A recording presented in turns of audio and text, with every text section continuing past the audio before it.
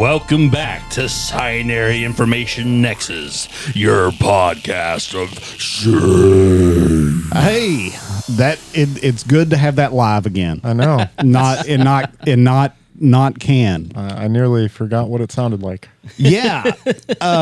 Today is Friday, January 9th, 2026. Fellas, we made it.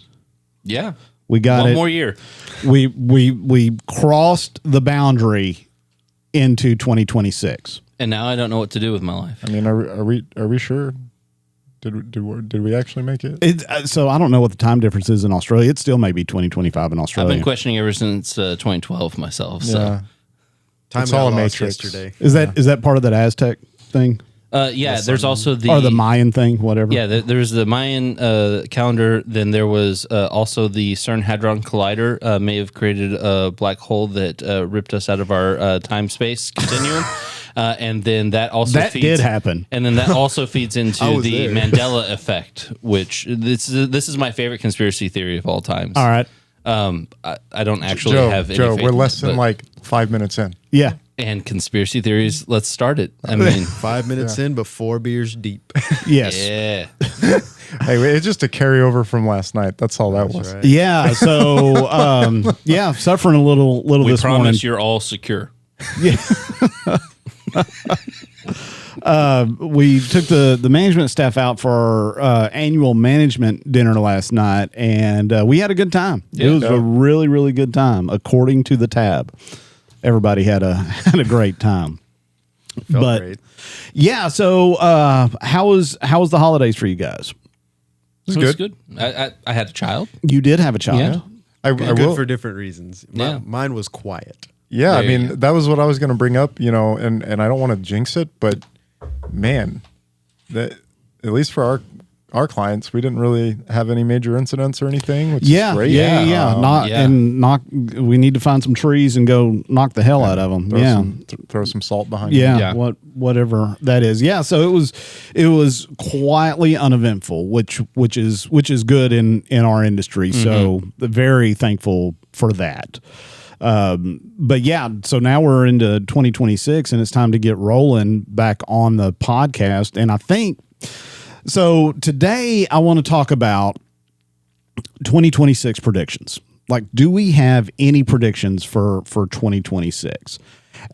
I've got a few. You guys may have some. So let's just kind of dive into it. Does anybody want to throw out I forgot the beer. We need We got to talk about the booze. So See, you take a couple months off and then or weeks off, and they can't even remember how this podcast goes. Ashley brought me back. She went to Czechland, the Czech Republic, and brought me back a couple of talls.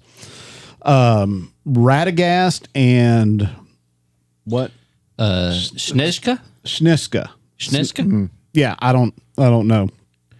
I don't know what that is, but she specifically brought these back for me. And so thank you, Miss Ashley, for bringing those back. Did she test them before bringing them, or are you the guinea pig? So that I don't know, because knowing these clowns around here, this could be a setup. So I am going to open this Radagast. It may be a jalapeno beer. I was going to say another jalapeno beer. It better not be. How many jalapenos are there in Czech Republic? Is that a big At least 3. spice there? Oh no, it's just it's a good Pilsner. All right. Yeah. So definitely recommend. Czech Republic, isn't that the home of the Pilsner? Man, I don't know. Brian, do you know? No. Okay. But aren't you Czech? Okay. Wait. So the next thing we need a Brian cam. We do. We Yeah, do. we need a Brian cam. We absolutely do. So what do you got over there? I got the Quadfather. All right, so that's another beer that one of our analysts brought in for us to try. Yeah, that brought this one in. It's from Evil Twin Brewing in New York City, and I got to say, I really like it. It's a darker beer, and it's got like a little bit of like caramel notes to it, but it is nice. Oh, Brazos. he's got a drinking problem. Yeah. Every time. I don't know. It's a curse. and you're over there with your ocean I spray. got a real well-known brand. Yeah. Distillery, Ocean Spray. Yeah. Yeah. Not cran apple, but cran grape. Well, He's having to bulk up on the hydration after last night. I will say that, I give you a lot of crap, shot for shot and all that. You kept up with me last night, so If I had as much wine, it'd be a little different. yeah. So, Yeah, the wine was good though. It was. I like that wine. So now let's get into 2026 predictions. And let's just kind of roundtable this. Does anybody want to throw out any predictions for 2026 as it relates to cybersecurity? I mean, I've got a few. I'm sure you've got a few. Mm-hmm. I've got one, but I Okay, well, let's ahead. Let's do your one first because it probably intersects with at least one of mine. Yeah, I would. Well, I feel like mine is probably going to at least be on everybody's list. But so in 2025, there was a couple of these, but there wasn't anything like major, like something that hit the news and it like stayed there for a while, or something like whenever I'm thinking about vulnerabilities or exploits that kind of like live in the like zeitgeist for a while, like Log4j. That's what I'm talking about. And I want to say that with all of this new AI stuff, we're gonna have one of those in the AI like world. There's gonna be something. I'm gonna go one step further. I think I know exactly what the attack's gonna be. Okay. I think it's gonna be a prompt injection attack. And I think that it's going to be on some kind of major cloud provider or something like that, and it's going to give the attacker a backdoor into the network, and it's just going to be through either an email campaign or some other kind of. As long as they can interact with the AI and get access to the prompt.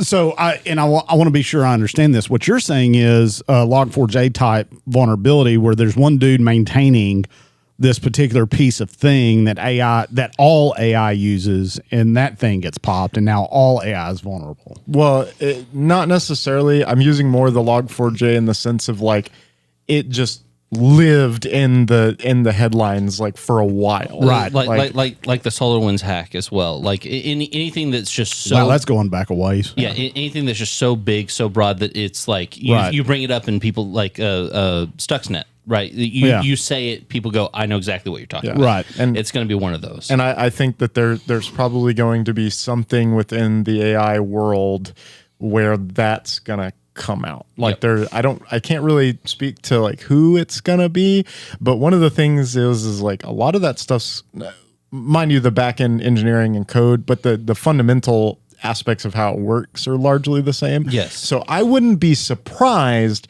that if it was something that they find out works on one, that it does work on at least somewhat with some tweaking on all of them because of just how it's basically my point is you probably don't even need a vulnerability like that. The fact of the matter is everyone's pushing for agentic AI. That's going to be the first thing. Everyone's going to push this agentic AI into as many things as possible. They're going to give the consumer or the customer as little choice as possible. And then some attacker is going to figure out how to leverage it all against each other and just use prompt injection in order to make it all do what they want. So like Copilot, that's agentic, right? Yes. It's getting more and more agentic as they start to leverage it. Like with each update, they give it more access to more features on the. So didn't I read somewhere that Microsoft is cutting back on their investment of like AI infrastructure, like data centers and stuff like that, because the demand for like Copilot is not where they thought it would be. Everyone's like, I don't want it. Yeah. Well, And- I don't know if that was in the same article, but it was some statistic about how on average people opt to remove it. Mm-hmm. And in response, Microsoft has made it the default. Yes.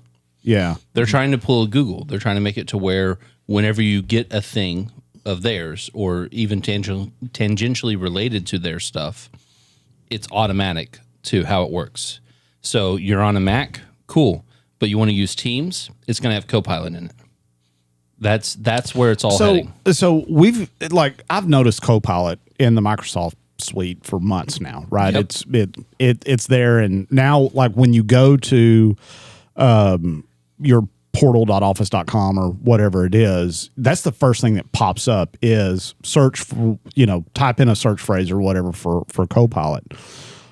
I don't really know like how it enhances my experience. Like I have no idea because the search bar works just as fine, just as good. So why even put that in there?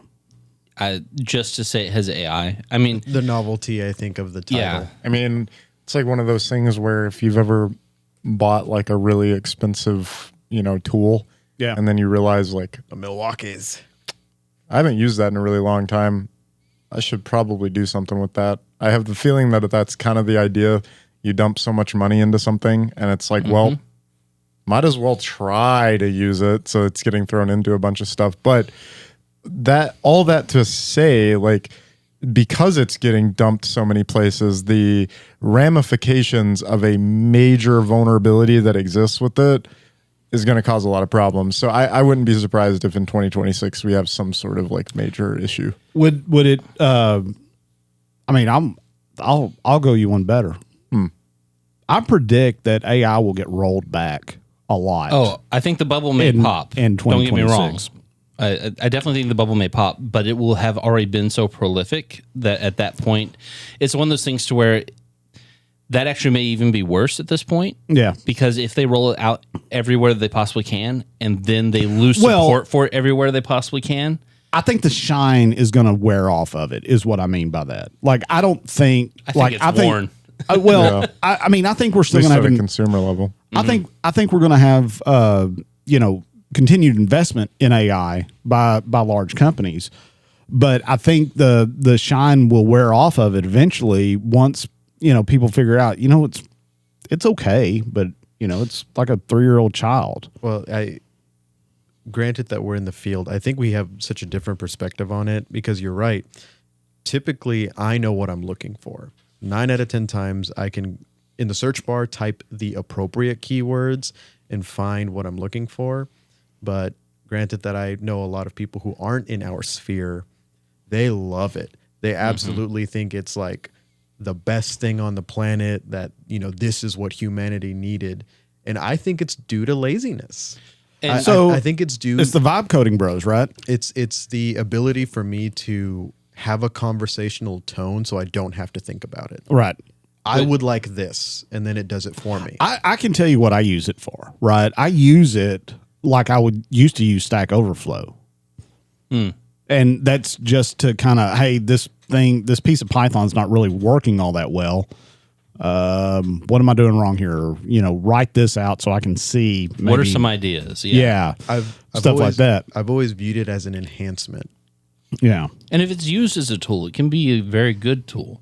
The problem is I think you're exactly right. I think a lot of people, especially people that are not technologically savvy, are using it as a supplement for actual searching. And what I mean by that is the search engine will give you recommendations of results, but you still have to go in and look in each one. They want an automatic answer to whatever it is they're looking for, which I understand the appeal of the convenience of that. But the biggest issue is you don't know that. Prime example, and this one's topical and so much fun to bring up, and we'll see. Okay. But be careful. Yep. Grok Okay. recently has had some issues. Okay. And one of those issues is that it keeps on giving nude photos of women and children. What? Yeah. Whenever you put in certain prompts, and it's fairly easy to get. But here's one of the interesting parts of it. And it was an article I read. I didn't read too deep into it, but one of his former baby mamas. Okay. Because many of them are not wives. Well, he's got like 12. Yeah, right? Something like that. Yeah. Yeah. He's trying to populate the world by himself. Supposedly. Genghis Khan. Yeah. Well, she's been complaining because oftentimes her image keeps coming up. And they're not feeding her image in and going, hey, make this woman nude. Right. They're asking for a nude woman and getting her image, Really? which seems to denote that maybe it's being trained off of his stuff. Does he have a bunch of photos of her in his albums? And Well, I mean, obviously we can't. we can't say 100%. No, Right. for sure on that. You bring the entire wrath of SpaceX down on the top of my head, but yeah, but that's exactly my point. Is we don't know what these things are trained on. We don't know the underlying intent behind their training. yeah. And so at the end of the day, that answer you're served may be more self-serving to the company than it is to you. Well, if they're able to do it for advertising, they can make it to where anyone that searches for a particular product gets the same product, whoever paid the most money. And it's not necessarily the best product. It's the product that paid the most money to be the one that comes up on that search or on that AI. So people are asking Grok for porn images. I mean, Yeah, So- the Britain's actually looking at maybe getting rid of X in the country. It's being considered right now. What the hell? What the hell have we turned into here? What's going on, man? Is any of What do this you even mean real? we? What do you mean Yeah. we? The human race. I will mention that I think we veered a little far away from the prediction side of Yes. things. Yeah, now we're just riffing on AI. Yeah. And what I was going to do to center it a little bit more, and it is still derived to AI, and I do think it's in the cyberspace. If it's not, too bad. I'm going to say it anyways. What I was mentioning earlier is I think with the adoption of AI, like general, I think we're going to start seeing that in every single appliance that we have, and then privacy is going to go out the window. Yeah, I think, but again, so that's not necessarily a prediction, more of an outcome, and I agree with you. That is going to be a thing, that they're going to put AI into a lot of different things, but I think that's more of a data feed than anything else. But there is a consideration with that, because it's just like we said whenever back on the AI episode, whenever we were talking about, you don't know if you're using this AI, if they share their information with this vendor, with this vendor, with this vendor, next thing you know, 6 vendors away, all of a sudden someone else has your data and information. Yeah.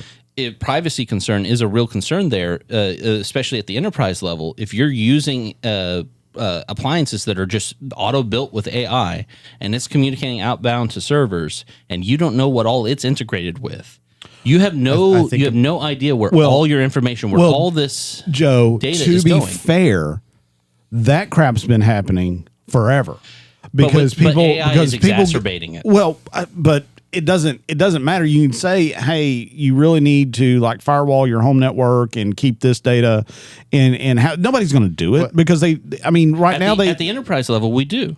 Well, at the But enterprise, this is going to completely undermine firewalls. This is going to completely undermine identity access management. But my point is, even without AI, you'll be hard pressed to find a home that's not run by a technology dude that doesn't have like cameras and crap out there facing the internet. Yeah. I mean, No, I agree with you. On the base consumer level, it's already rampant. Yeah. We're well past the advent of surveillance capitalism. I mean, that's just where we're at. Yeah. But at the enterprise level, there's still some structure there to defense and holding things in. That's going to be undermined by AI, and we're going to see more and more events, I think, this year that pertain specifically to that. Companies that maybe sue or at least put it out that, hey, this vendor was sharing it with 3 other vendors, and now all of a sudden our information's out there because like what was happening with was it Grok? It was either Grok or ChatGPT, to where all the prompts that people submit was just in a public place. So anyone could search for it. I'm going to counter that. I think it'll be the opposite. People will just stop caring. Like it's already, so I'll give an anecdotal piece of evidence, but I think it was like Convergent or something. Like they recently got compromised, and they're like the mailing provider for Blue Cross and Blue Shield or something. Yes. I got that letter and I just threw it away. And my thing is like, what am I going to do about it? Like at the end of the day, I think that's going to become more and more common. Like you're just going to get these like random letters in the mail saying, hey, I've been compromised. So people are going to be so desensitized to their data getting leaked or whatever. I mean, that is the natural progression of that. Like, what are you going to do to stop it? I mean, you've got companies that, and it's not even like my health insurance provider. Yeah. It's my health insurance mailroom provider that got compromised. And just like we worked the one incident, what was that, 3-4 weeks ago, where it was same idea. It was like the administration software for some sort of governmental entity that got compromised and then sent a letter. It's like it, and I've mentioned it before. It's not the first party. It's the third party. It's the third party's third party that ends up getting compromised, which ends up leaking your data, and that kind of stuff is just going to become more and more common. So I think that people are going to be less likely to go after people because it's. I guess my point is there's a distinction there. I agree with you on the consumers, or on the consumer level, the base consumer. Mm-hmm. I think whenever you get into the realm of what is typically reported on these days, because let's be honest, cyber threats and cyber attacks have been rampant across all spectrums of technology for a while now. So it has been inundating, and most people, like even everyone in this room, I'm pretty sure is accepted the fact that their social security number is probably out there on the dark web somewhere. Yes. And at the end of the day, we're not losing any sleep over it. We're like, that's the way the world works now. I actually predate social security numbers. Yeah, we believe it. My social security number's 2. So I think on the consumer level, I think you're right. I think there's a level of apathy that just comes from the numbness of having heard it so many times. But on the enterprise level, especially, and not so much on the enterprise level trying to necessarily, some of it's trying to protect their PR and how they're seen, their brand. Some of it is trying to protect IP and their ability to control the market and what have you.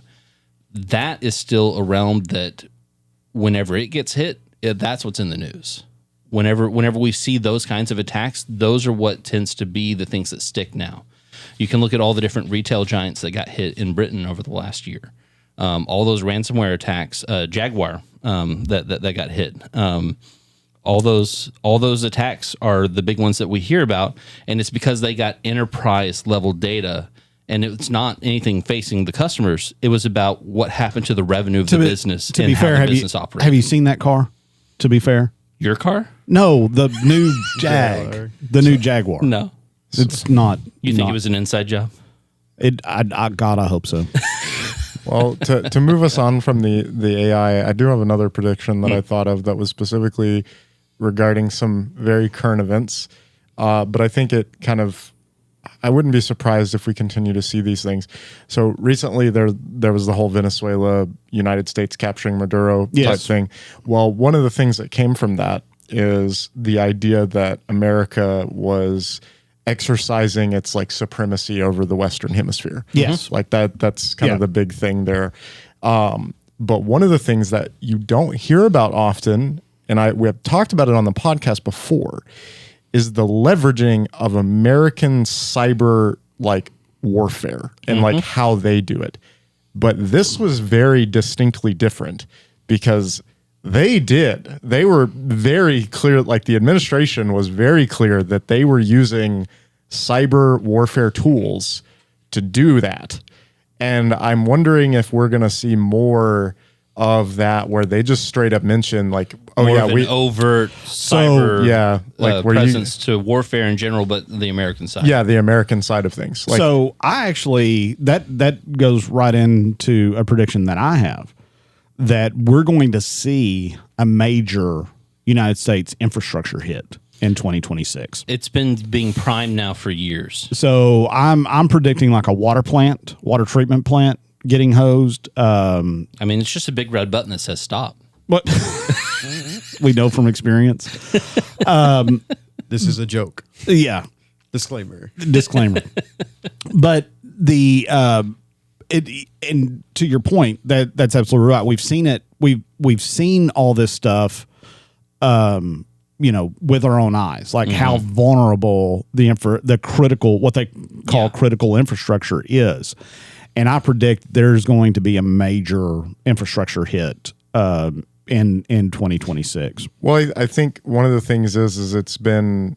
I hope I'm wrong. Yeah, I mean, with stuff like that, it's one of those things where the cat wasn't out of the bag, and I think as they continue to like, if they do that, where they start being more public about certain things, the cat will be out of the bag. And I think, you know, just in retaliation, you're going to get some stuff, and that's going to stir up more of the. Well, that may be the only thing that saves us, is that because unless it's a ransomware actor, but if it's a nation state, because we know the United States has the same capabilities, that it could be, you know, mutually assured destruction. You take out one of mine, I'm going to take out one of yours, type things. Unless it's not, you know, a nation state. If it's just an not an APT group, but like a ransomware group or something like that. I mean, who are you going to attribute that to? I mean, what are you going to do to Russia? They don't have any very little infrastructure anyway. So that I hope it doesn't happen, but we've seen with our own eyes how vulnerable these systems are, and I predict that those vulnerabilities are going to catch up with, you know, cities, counties, state government, local government. I mean, it's sprawl, right? That's these things, you know, they kind of gain a life of their own, and they gain tentacles, and so these networks are vast. A lot of times, I think we may have problems determining whether it was a cyber attack that did it, unless the utility company or whoever ends up getting hit is forthcoming about it to begin with. Part of the reason being is because, especially whenever it comes to like electricity, our infrastructure is so old to begin with. Brownouts already happen, and then you're adding in the added pool of all the AI data centers on top of it. There's a good chance it may happen anyways without a cyber attack. And so it may be very hard to differentiate between the two. No, what I'm saying is you're going to know it was a cyber attack because somebody's going to claim it. Okay. Yeah. Well, I guess if we're being more overt about it, they may be. Yeah, and that's true. Yeah, I think you've got enough civil servants who are trying to do the right thing, want to do the right thing. Like if somebody tries to hush it up, it's like, no, I'm, you know, an anonymous source quoted, you know, type thing. But yeah, again, I hope it doesn't happen, but it's been a real possibility, and this year we may actually see something very large. You know, we should do an episode on what to do without the internet. Oh, dude. Couldn't live.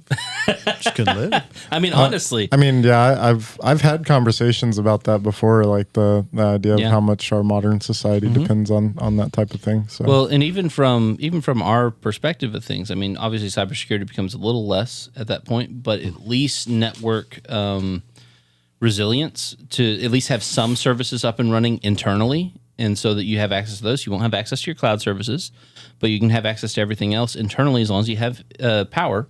Even if the entire internet were to go down for some reason or another, if they hit all the ISPs for some reason.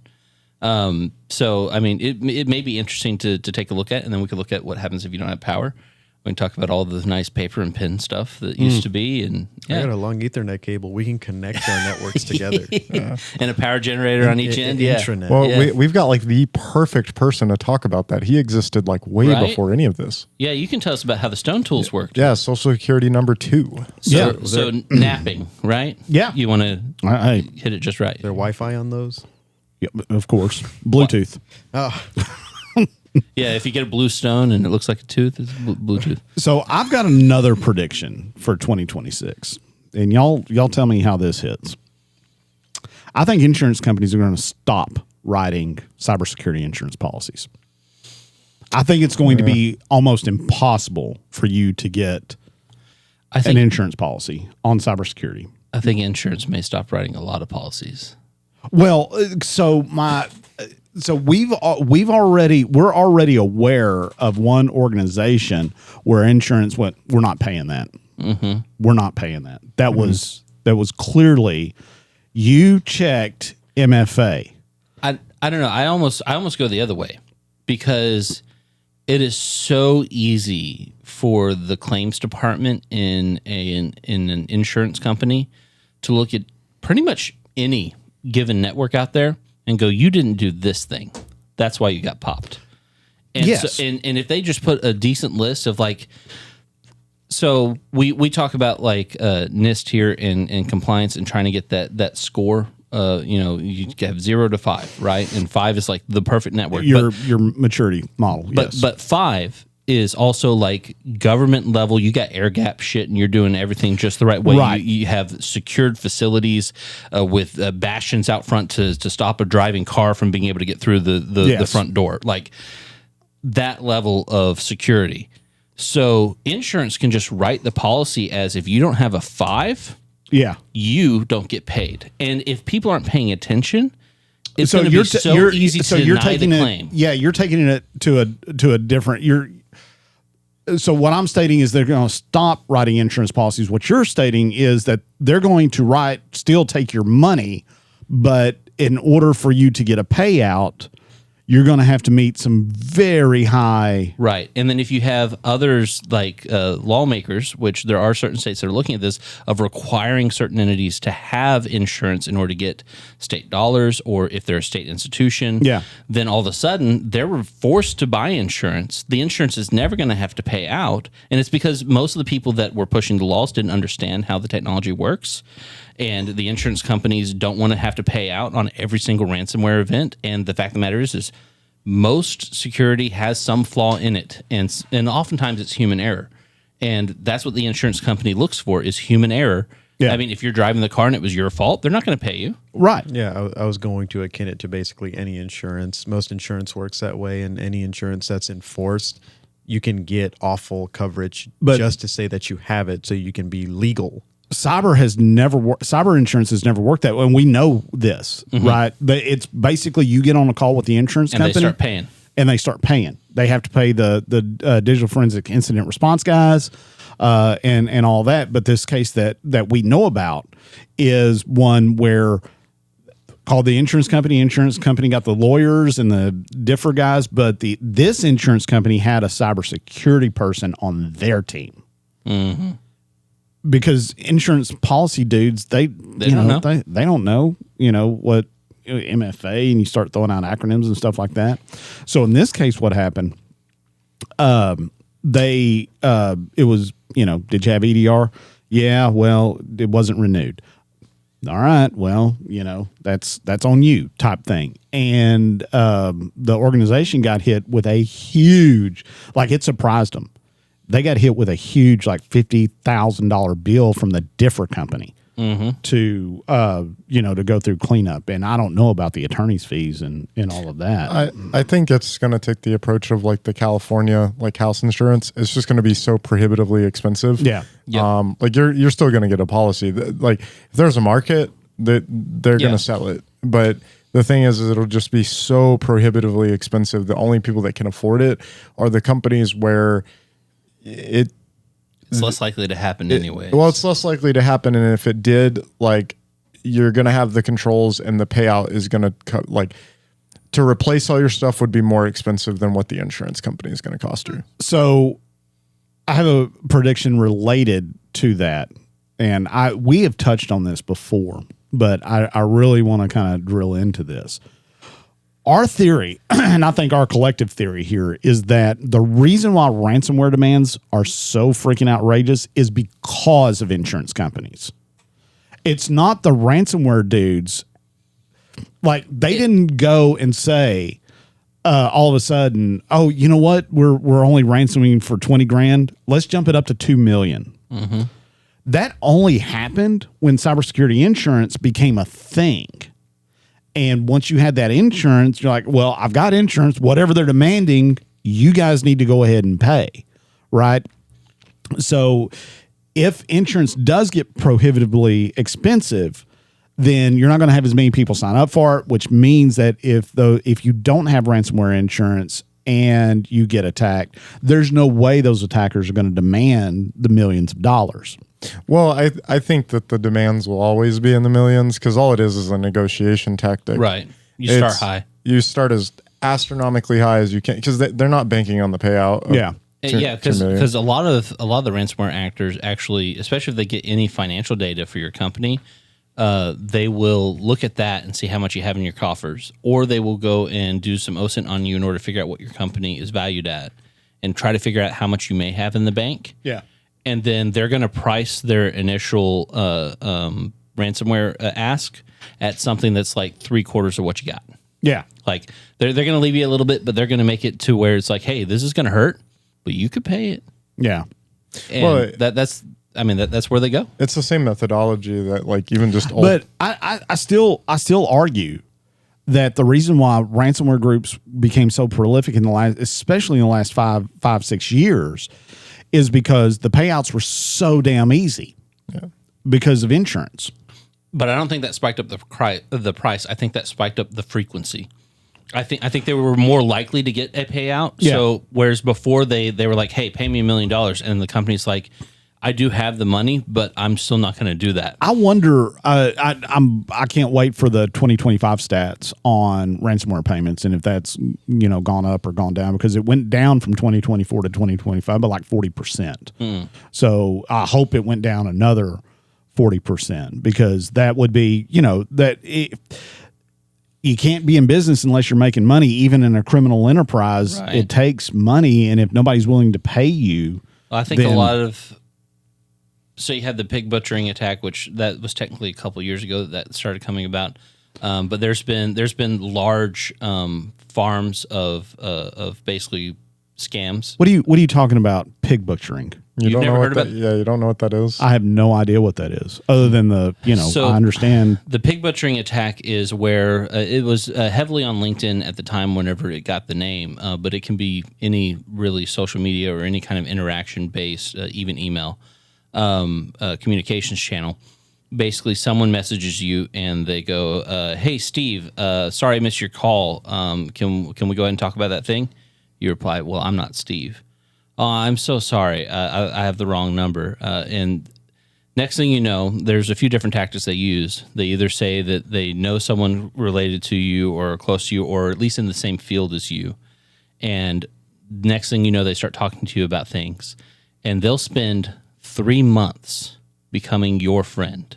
Is this like this North Korean IT? No, No, that's slightly different. They heavily targeted the Chinese American community at first. So it generally takes the like traditional romance scam Yes. angle, like, Oh, but it has the slight difference because they will spend a lot of time trying to become your friend, or it'll have some connotation of like a legitimate request.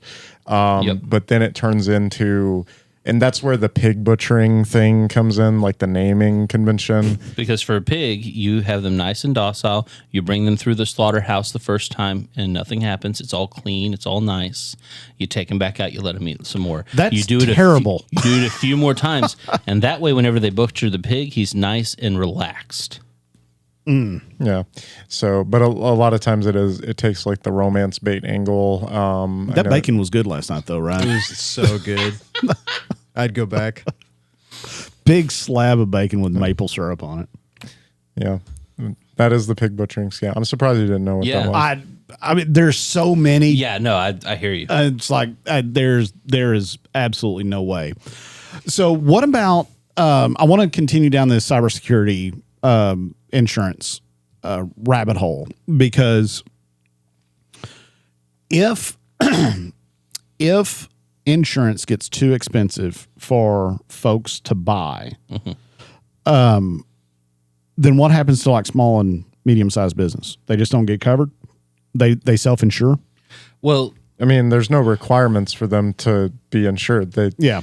yeah. They probably just don't carry the insurance. And I mean, Which, I mean, most But here- don't today. But so there's another ramification to that, because I know in order for us, so we're classified as a small business. We got, less than 100 employees and whatnot, but we bid on contracts, right? And I just went through one with a municipality where they required, like, in order to send you a PO and get the business, you were required. We had to have data protection insurance. We had to have cybersecurity insurance. We had to have all these levels of insurance just to meet the requirements to even put in a bid for the contract. No, I will say that's in the public sector, or at least at Yeah, least that is intersecting with public money. That is in the public sector, but there's a lot of small business that services Sure. public yeah. sector. Well, Sure. and this gets to the point of like, and should that type of thing exist, right? Like Yeah. the whole idea that because of things like that, where you make barriers to entry into certain domains that incumbents, that large scale incumbents, they can deal with the ramifications or the bureaucracy. Yeah, it's a red rounding tape. error on there. It doesn't matter, but they can continue to play. It's like the New York real estate market. Yeah. There's so many things there that prevent newer construction companies from coming in because of all the bureaucracy and red tape that exists within the New York real estate market, that the only people that can work in there is like the 3 companies, and they can all just kind of keep all their prices astronomically. And we know that firsthand because we've tried to do business in New York. Yeah. And it is really like pulling teeth. Now, we have New York clients, but every time we go into a potential new client, it is literally like, well, you got to call this organization here and see if they're, so you call them, try to get on a contract. It's like, well, those contracts are kind of sewed up until like 2034. Well, and this or is something like that. So, but you can subcontract for us. But at the end of the day, yeah, I mean, if it does become prohibitively expensive, there are second order effects to that type of thing. Yeah. well, and what the biggest issue is. So the insurance companies are one thing, and how they comport themselves and what have you. Is insurance like the largest like legalized scam on the face of the planet? 100%. 100%. Okay. But you also have the intended effect, the reason why this is even a thing, right? Which is that we know for a fact that the small mom and pop business with probably not the best cybersecurity in the world is the perfect pivot point for, as a third-party vendor compromise, getting into your network. Yeah. And so from the perspective of the municipality putting out a bid, you want to make sure that those who are going to be doing business with you have something in effect that will hopefully... Now, my thing is insurance is retroactive. It is something happened, something went wrong, and now I'm hoping to get paid for it, and that's going to protect that business from going under and maybe me not having a vendor anymore, but it certainly doesn't protect my network from them pivoting over to me. Right. So, there's still complications there, and I think it's trying to address something, but it just doesn't address it in a fully realized way, and a lot of it's because people don't understand these things, right? It would be better for them to put some cybersecurity requirements maybe on the RFP instead. Even then, how do you verify? Who's going to audit? Right. Yeah. So, I mean, there's so many questions there. And that goes back to the real estate side as well. You don't want the person building their house next to yours with a bunch of lean-tos and they just stack them on top of each other. And you hope that I see you've been to Golson. So, I mean, there are reasons for these regulations. There are reasons, like the original intent makes sense. Yeah. We just have to focus a little bit better on how to actually get to the desired result. And I think insurance companies are not the way to get there. Well, it's the original intent, but then how does that get skewed to then Make money? Yeah, well, that or just a perverse incentive to something that ends up not working the way that you intended it to. Mm-hmm. Well, I think we've bit the insurance industry up pretty good on this. What are some other predictions? Anybody got anything else? Come on, Mario, you haven't said anything yet. Yeah, I didn't know what the topic was till I sat down. Oh, you don't read the podcast chat? I don't read generally. I mean, you know what it is. I mean, most of mine have just come off the cuff. I didn't think about it before. Brazos, but you read. You are a book guy. That okay? Like I do think there's one, and it intersects back with the AI stuff. I think Google will get broken up. No, that was kiboshed. Was it? Yeah, they completely got rid of that. Even if they got a slap on the hand, even if they had to take away one offering, it would just be back underneath another name with a slightly different methodology, and it would make it through. Okay, this is fun. I think somebody will sue manufacturers of smart TVs to keep it from reporting, and some judge somewhere will say, you know what? Yes, you are not allowed to steal personal information from smart devices. I'll do you one better. I think that already happened. Yeah, I think the judge put in the restraining order on the specifically Samsung TVs, and then within 4 hours had to rescind the restraining order. You had a Samsung TV? I don't know. I don't know why. So the Samsung mafia came after him? For some reason, they put it out saying, hey, you shouldn't do this. And then, or at least we don't want you to do it until we fully litigated it. And then 4 hours later, it was rolled back. And it's like, you guys can do the thing you're doing still. Yeah. It's still through litigation. I mean, the state is prosecuting that, that smart TV shouldn't be allowed to take screenshots of what you're viewing and send it somewhere else. So, I mean, there's still data privacy thing going on there. It's just... How far are we away from somebody hacking one of those Starlink satellites? And since they're all networked together. I'm not sure about the Starlink satellites, though. I don't know how much he leverages other like public. Don't you know that would be the all-time pwn? But do you? So I think I sent this forever ago in our security operations chat. There was an article from a research group that they were just trying to figure out what kind of signals were out there from satellites, and just they were more or less playing around. But as I started looking at more and more satellites, they realized that somewhere around 2/3 to maybe 75% of the satellites up there are sending communications unencrypted. Yeah. And we're talking government satellites as well. Well, some of them are intended to do that because they're weather satellites, and you can set up the equipment and pull down the images yourself. A lot of these were not that. Huh. And yeah, like we're talking about telecommunication satellites. We're talking about... I mean, are they satellites from like the 60s and crap? Potentially. Okay. But I mean, but still, if it's being used for the infrastructure and that's a part of how your cellular works, then all your communications for your cell phone company are going through an unencrypted source. I'm going to go find me a cell phone from the 60s. Security through is it obscurity. Yeah. Obsolation. That's part of that antiquity.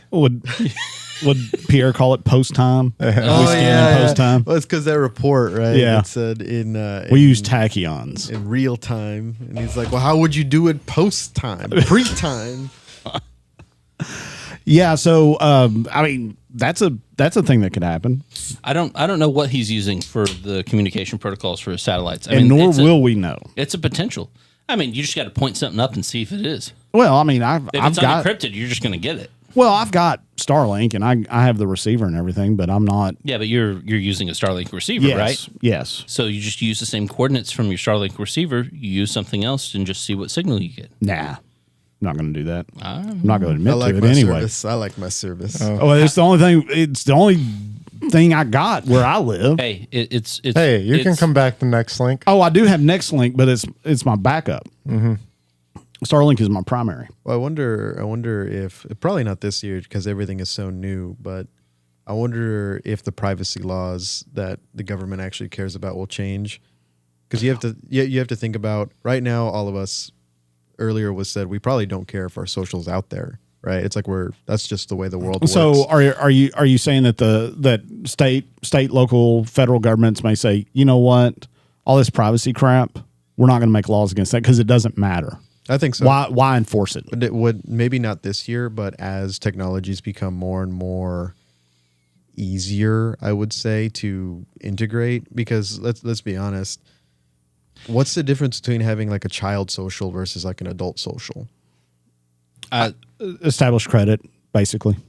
So first of all, I think they already don't care about privacy laws. I think every single time. I don't know. There's a lot of letter agencies that very much care. Ken Paxton cares. Well, he cares in this one instance, and I don't know the reasoning why. But it has consistently happened that as large tech companies, Google is a prime example of this. Every single time privacy comes up in court against them, it ends up always going in their favor because you opted to use it. You signed the agreement. You're using this technology. It's the way the technology works. It's for the convenience. So already privacy has lost in the realm of these, especially large tech companies. I think it may even go the other way in the fact that because these large tech companies are such a large part of our GDP, it's going to be the same old thing it has always been for anyone that's a large sector of our economy. the government's going to go, well, if we deregulate you, you can make more money, you can make the economy look even better. So we're going to pull back any kind of privacy laws or protections for your consumers and just let you kind of do what you need to do in order to make it work. Right. And at that point in time, that was my angle. It wasn't okay. that there's going to be more restriction. I said if privacy laws are going to change. Yeah. Because Gotcha. Because of what you said, right? At the end of the day, what does it matter? Yeah. Right now, we're all okay with it. Mm-hmm. Right. I don't know if we're okay. So I don't. Okay is not the right word. Acceptance is. Yeah. They're really adjacent, though. When you're talking about a topic like this, they're real adjacent. I've gone through the 7 stages of grief, sir. Is really where I'm at. Okay. So I've gone through the 7 deadly sins. have we mentioned? Has anybody predicted the AI bubble will absolutely pop and crater I said Yeah, it. I said it 100%. towards the Yeah, beginning. I just don't know if it's this year. the stock though. exchange? I still think it's going to be this year. I think it's going to be this year, partially because Nvidia just bought that one company. I can't remember Cerebral or whatever. They're always Some- buying That something. company. That Yeah, company. they bought some AI company, which is going to be a little bit of an issue because if Nvidia owns their own AI, then all of a sudden Nvidia has less of an onus for trying to. I mean, I guess they still have a good incentive for still supplying Grok and all these. Yeah, others. you're not gonna. But the cyclical nature of all this, I mean, the biggest one that's just crazy is OpenAI, right? So OpenAI has had somewhere around $200 billion worth of investment, and the entirety of the revenue for the year is somewhere around like 12 billion to 200 billion. So it is unsustainable. And what's more is they've basically admitted that the only successful product that has been put out there is the chatbots, and that's because everyone wants to use it for the convenience. But the chatbots cost them more money to run than it will ever make because it costs them somewhere around at least like $5 per prompt. So each time you're putting in something in, it's costing the company $5. Well, on a scalability scale, that's huge. That's a large amount of money that's costing them. And then even with ad revenue, you would be hard pressed to make that up really quickly. Yeah, I think Brazos and I we talk about this quite a bit, and Brazos is more read up on it than I am. I don't know, but that there is absolutely a technology bubble out there. Oh, yeah. I don't know that it's as bad as the .com bubble of like 99 and 2000 because that was a bad one. I think this may be worse. It's at least counting for inflation. Maybe it's equal, but it's at least monetarily wise, numbers wise, worse. So the thing that is interesting regarding some like differences between the .com bubble versus currently is one, valuations aren't as high as they were in the .com bubble. They're getting close, but they're not as high. Another big difference between the .com bubble and right now is also the pessimism that exists within the market. Most people right now are like, there is a bubble. This is really bad. Yeah, and they're staying out. But they're staying out. While the .com bubble did not have that. It was basically the same way all the way up until the fact that it cracked. Now, you did have people that were like, this is a bubble. This is bad. But not nearly as much as there is now. Like, you basically get the entire consumer, big talk show hosts. Yeah. Everybody is like, yeah, this is a bubble, but no one knows. But you can also look at from like the economic standpoint that the very common agreed upon thing is that, yeah, it's a bubble, but because it's this kind of thought process has gotten into the head of most people. And I think it's valid. Don't get me wrong. The idea that nobody can predict when it's going to pop. So you might as well just keep throwing money into it because it may be 1 year, it may be 2 years, it may be 15 years. So and you're going to miss out on the potential gains that you would make if it was 15 years. It's literally dollar cost averaging. I'm getting NFT vibes but right FOMO will sink you. And that's exactly why I think it's going to be bigger. I mean, because if you look at the relative, and I don't have the numbers for the .com, so maybe you can contextualize this for me.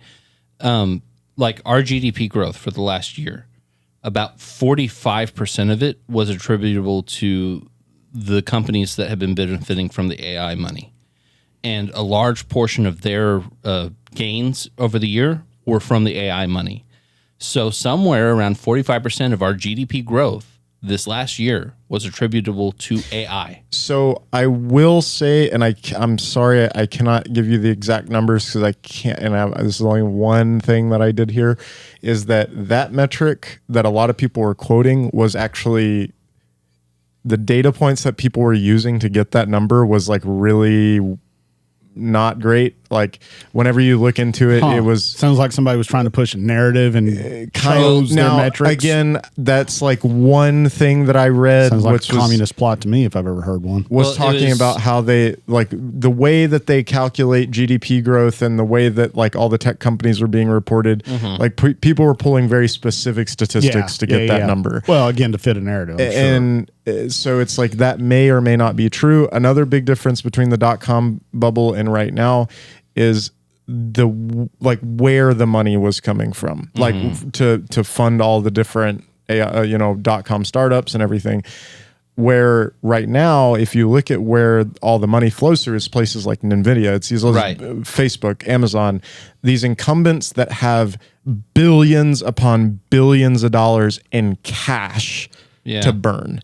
So it's not that this, while it's debt on these startup companies, the money is not being, the buildup is not being fueled by debt. It's being fueled by assets like cold liquid cash that these incumbents have, which is vastly different than the .com bubble where everything was built off debt, meaning that when it popped, you had, crashes. Well, then in that case, I'm going to invoke Enron here because there's something going on here that's majorly fishy. And to be fair, I am playing the devil's advocate on this front. I'm not disagreeing that there is a bubble. But I do see what you're saying. So you're right. NVIDIA is giving basically more or less a deal. They're investing in companies that are going to use their chips for the thing that they're investing in, their AI, right? And then they go and they buy NVIDIA chips. It's basically like subsidizing NVIDIA chips. Well, it's round tripping. That's all. So it's investing in the people that will turn around and invest in you. So like you're showing profits that really don't exist because you paid out earlier. Yeah, exactly. And so somewhere down the line, if they don't make money, and this is the investment process that's gone around, the money, you're right, it's all real right now. But whenever it comes up for the bill, they're going to burn through it real quick. And so I don't know. I think that this looks more to me like cooking the books than it does like bad debt. That's what Brazos has been saying for a long time, this whole round tripping idea, because I think it's Oracle, it's OpenAI, and Microsoft, I think, is the third. Basically, those three companies right there just keep circulating the kind of the same, with NVIDIA in the center. Yeah, keep circulating the same cash basically around and around. Well, if you think about it, there really is only so much money in the world. Like there's only so much valuation that you can have. Yeah. So, and if you have a fiduciary duty that every quarter you need to be posting top line profits every single quarter, how do you keep doing that? Yeah. Unless you come up with a brand new product and you're able to tap into a brand new market that has never existed before with new cash, new whatever, you have to come up with weird eccentric ways to keep getting the number up. So I think that's where you get a lot of this. Now I will, because I've seen the narrative that even with all this being liquid cash that big incumbents are burning, that if NVIDIA, Microsoft, whatever explodes tomorrow, that there will be no ramification to the consumer. I think that is completely wrong, mainly, obviously, one, because of all the infrastructure they can control, but two, you've got to think about, and we've talked about this before, but the pension funds and all the private equity and things that they're invested in, that these massive companies that consist of huge percentages of these mutual funds, these pension funds, people's investments, gone. Like it doesn't exist anymore. So that's where you get the consumer ramification of something like that happening. And that's why I think the bubble is still going to be just as impactful as the .com bubble, if not more, is because we're talking about everyone knows NVIDIA. Yeah. Almost every single private equity firm is invested in NVIDIA. I've heard that it won't, and this is another talking point, that I've heard that it's not that it won't be as it won't be as bad. It could be worse in terms of like the immediate shockwave. Yeah. But I've heard that it's like it will rebuild quicker due to the fact that it wasn't leveraged on debt. Again, I have no substantial evidence for that at all. What I think that's going to depend on the Fed. Yeah. What is a gigabyte of DDR5 these days? Like, what's a stick of RAM cost right now? Like maybe $80. Give me a second. Let's find out. I know there's the whole Micron thing. And yeah. So, I mean, technology as a whole may be due for a correction pretty soon. I mean, we see it in what we do. It gets tough trying to source stuff because we've got tariffs and embargoes, and especially the tariffs. 1 gigabyte DDR5. We're looking anywhere from 130 to 204. I guess if you get that's probably more RAM than that. So for 1 gig, about $200. $200 a gig. Sure, on the high end, yeah. So an 8 gig stick is $1,600. Is that right? I mean, I haven't looked into RAM recently. So I just heard this from I forget who I was talking to yesterday, but they were like, "Yeah, I bought this gaming machine. I was going to upgrade the RAM in it, but have you seen the prices of DDR5? It's $1,600 a stick." I'm like, wow, that's crazy. Yeah. That is absolutely crazy. So you're telling me I have a gold mine at my house that I need to sell? So that was the thing. Before you start to sell your blood, sell the RAM first, and then sell your blood. Yeah. Because I don't even use that thing anymore. Right. Is it DDR5 or DDR4? I think it's DDR5 because I bought that I upgraded that thing to be like a top of the line machine, and I think it's a scale thing. Just because I remember my machine when I bought it at the beginning of this year, mine was a consumer model DDR5.